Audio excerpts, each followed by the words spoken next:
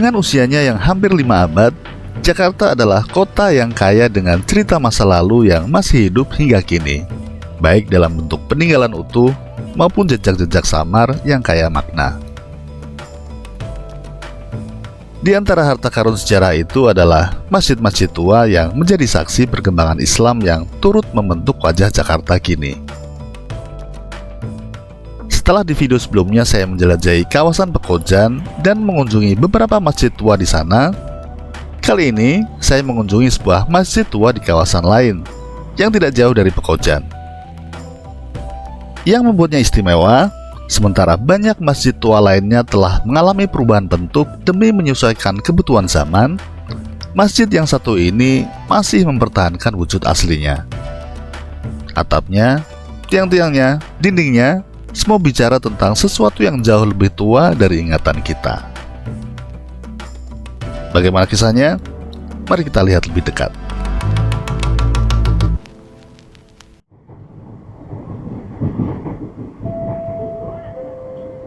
Angke, hati-hati melangkah. Perhatikan celah peron.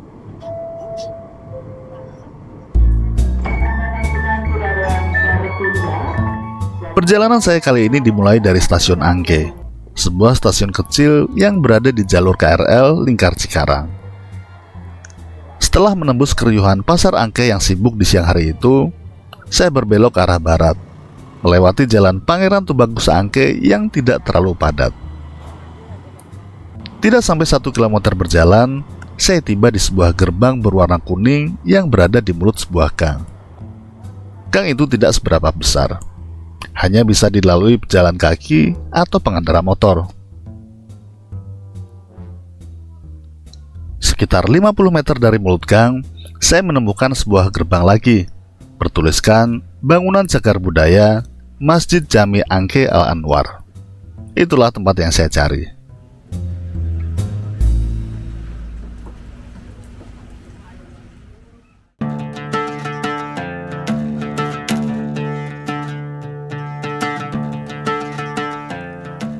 Saya memasuki pelataran masjid ini, yang saat ini terlindung oleh kanopi. Adanya kanopi ini memang sedikit membuat bentuk utuh masjid ini menjadi kurang terlihat. Tapi, sepertinya ini adalah sebuah solusi jitu untuk mengakomodir kebutuhan tambahan ruang untuk tempat sholat tanpa memengaruhi fisik bangunan utama masjid. Saya melangkah maju dan terheran-heran memandangi apa yang saya lihat. Masjid ini memiliki sebuah pintu tinggi menjulang khas Eropa dari abad ke-18 dengan kusen yang besar dan sebuah jendela angin atau bovenlicht dengan ornamen ukiran yang rumit di atasnya, yang mengingatkan saya pada pintu rumah-rumah tuan tanah atau landhuis yang memiliki model serupa. Hanya saja, ia memiliki tambahan ornamen berupa ukir-ukiran di samping kiri dan kanannya. Untuk mengakses pintu ini, kita harus melewati undak-undakan sebanyak 5 tingkat berbentuk persegi yang semakin mengecil ke atas. Di dinding tampak 4 buah jendela dengan teralis berupa baluster kayu bubut yang banyak dijumpai pada beberapa masjid tua di Jakarta. Di 3 sisi yang lain dari bangunan masjid ini juga dihiasi jendela serupa, yang sebagian terlihat keropos dimakan usia.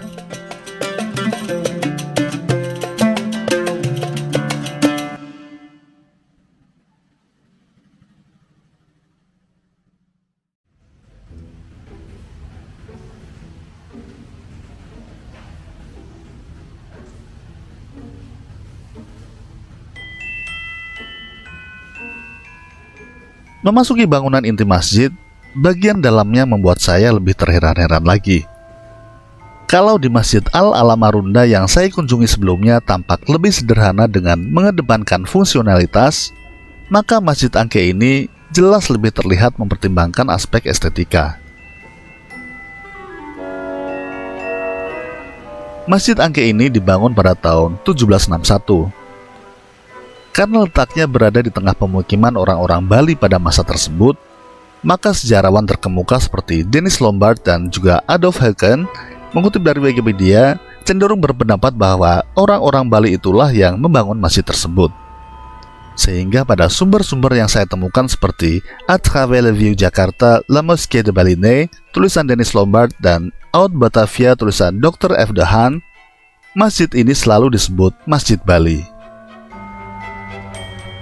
Sebagian dari orang-orang Bali ini awalnya datang ke Batavia sebagai budak-budak, walau ada juga yang selanjutnya datang berstatus merdeka. Di Batavia, sebagian dari mereka mengalami konversi ke agama Islam, dan masjid inilah yang selanjutnya mereka bangun.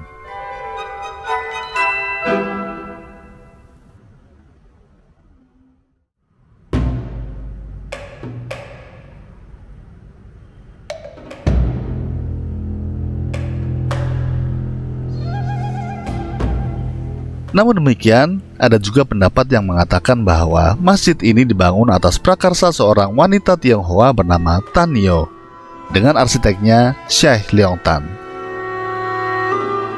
Konon, setelah pecahnya geger Pacinan pada tahun 1740, orang-orang Tionghoa banyak yang mengungsi ke kampung ini untuk menyelamatkan diri. Di sini, mereka dilindungi oleh penduduk yang sudah ada sebelumnya, yaitu orang-orang Bali dan orang-orang Banten. Mereka pun akhirnya berbaur dengan warga lokal kampung ini.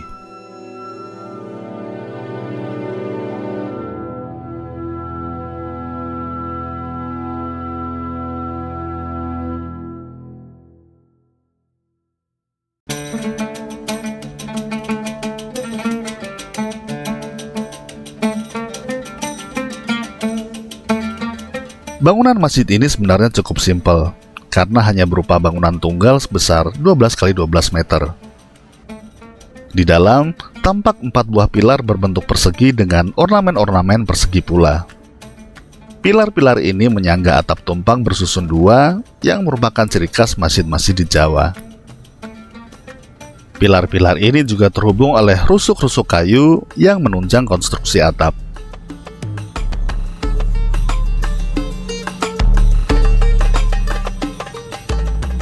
Hal yang mencuri perhatian pada interior masjid ini adalah keberadaan mimbarnya yang tampak menonjol.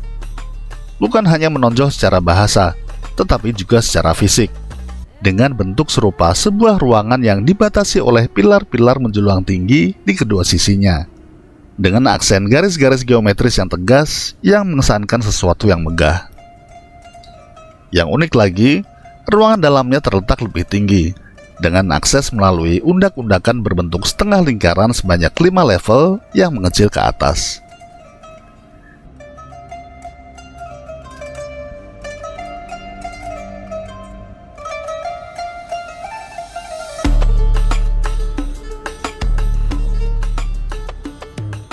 Hal lain yang menarik, di sisi samping ada lagi undak-undakan untuk akses keluar dengan pembatas yang di ujung kiri kanannya berbentuk sulur ke bawah, yang entah kenapa malah mengingatkan saya dengan bentuk sebuah bongpai atau makam Tionghoa.